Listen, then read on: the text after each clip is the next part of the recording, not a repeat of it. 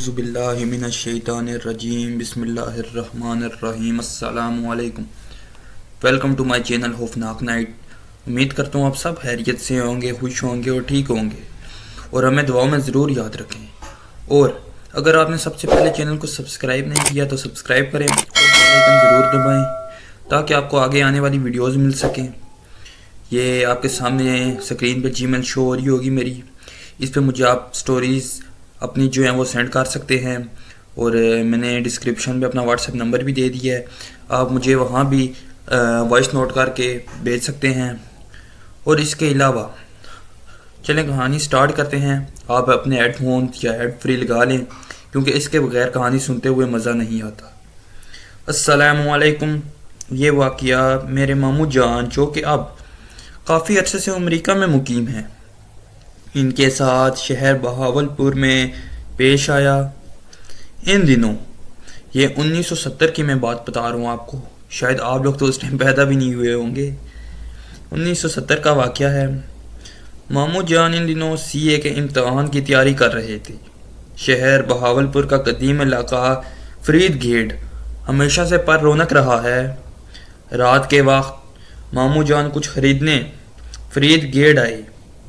مطلوبہ سامان لے کر واپس روانہ ہو گئے. سردیوں کا دن بھرا موسم تھا. رات کے کم و پیش 10 بجے سے زیادہ کا وقت تھا. فرید گیٹ سے نکلتے ہی ان کو سڑک کنارے ہاتھ سے روکنے کا اشارہ کرتی ایک عورت جو کہ ایک برقع پوش تھی وہ نظر آئی. ماموں جان نے موٹر سائیکل روک دیا. عورت نے کہا کہ آپ کا احسان ہوگا, مجھے بغداد اسٹیشن تک چھوڑ دیں. اس وقت کوئی موٹر سائیکل, رکشہ یا موٹر رکشہ نہیں مل رہا اور میرا جانا بہت ضروری ہے. ماموں جان کا گھر بغداد اسٹیشن سے 1 کلومیٹر پہلے گلی میں آتا تھا, لہٰذا انہوں نے اسے بیٹھنے کا کہہ دیا کہ عورت ان کے پیچھے بیٹھ گئی.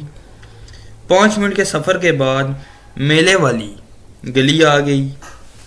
ماموں جان نے بتایا اس کو کہ میرا گھر اسی گلی میں ہے, مگر میں آپ کو آپ کے گھر تک چھوڑ دیتا ہوں کیونکہ اس ٹائم یہاں کوئی بھی نہیں ہے اور آپ آگے کیسے جائیں گی.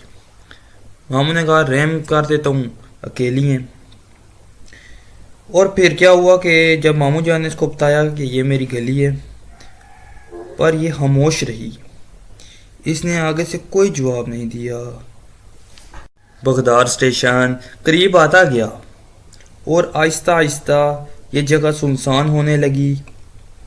جو لوگ بہاولپور رہتے ہیں یا بہاولپور دیکھا ہے وہ سمجھ سکتے ہیں کہ ان دنوں بغداد اسٹیشن پہ پرانے خالی کوارٹر ہوا کرتے تھے اور آبادی نہ ہونے کے قریب تھی. بغداد اسٹیشن کے سامنے مین روڈ پر موٹر سائیکل روک کر ماموں جان نے کہا کہ یہ لیجئے آپ کی منزل آ گئی.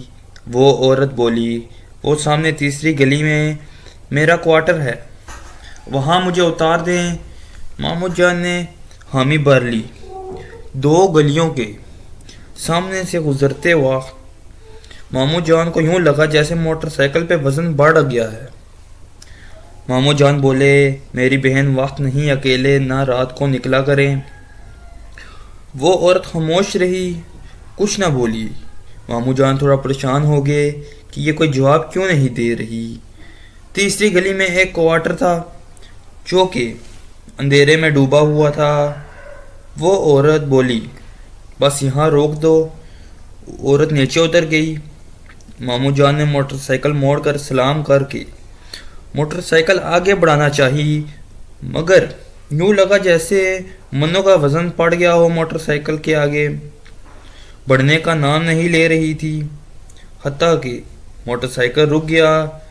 عجیب سی کیفیت میں ماموں جان نے کہا کہ موٹر سائیکل کو کیا ہو رہا ہے, تو وہ عورت بولی یہاں آ کے آج تک کوئی واپس نہیں گیا. بڑی قسمت والا ہے تو کہ تیری ماں اس وقت تجھ پہ حفاظت کے لیے آیت الکرسی پڑھ کے پھونک رہی ہے. تیرے گلے میں جو تعویذ ہے وہ مجھے مجبور کر رہا ہے، ورنہ اب تک میں تیرا خون سارا نکال چکی ہوتی۔ ماموں جان نے کپ کپاتے ہونٹوں سے اعوذ باللہ کہا اور موٹر سائیکل کو ریس دی۔ موٹر سائیکل چلنے لگی اور ماموں جان نے پیچھے مڑ کر نہیں دیکھا۔ کیسے راستہ کٹا، کیسے گھر آیا، گھر آ کے زور زور سے دروازہ بجایا کہ سب کی آنکھ کھل گئی، اور پھر گھر جا کر کچھ خواص بحال ہوئے، گھر والوں کو سارا واقعہ سنایا۔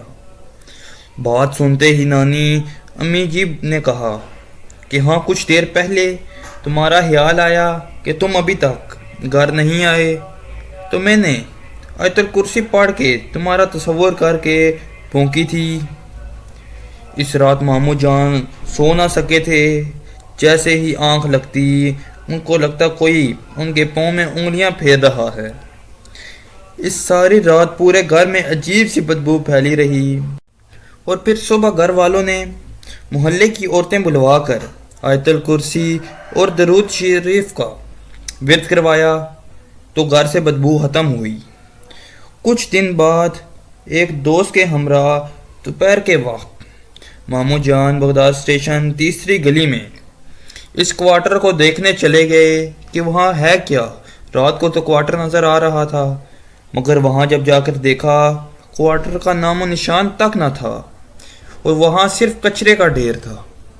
تو امید کرتا ہوں آپ کو یہ کہانی پسند آئی ہوگی۔ یہ انہوں نے مجھے سنائی تھی تو میں نے کہا آپ تک پہنچا دوں، تو کمنٹ میں ضرور بتائیں کہانی کیسے لگی، اور چینل کو سبسکرائب کر دیں۔ نیکسٹ ویڈیو پہ ملتے ہیں، اپنا خیال رکھیں، اللہ حافظ۔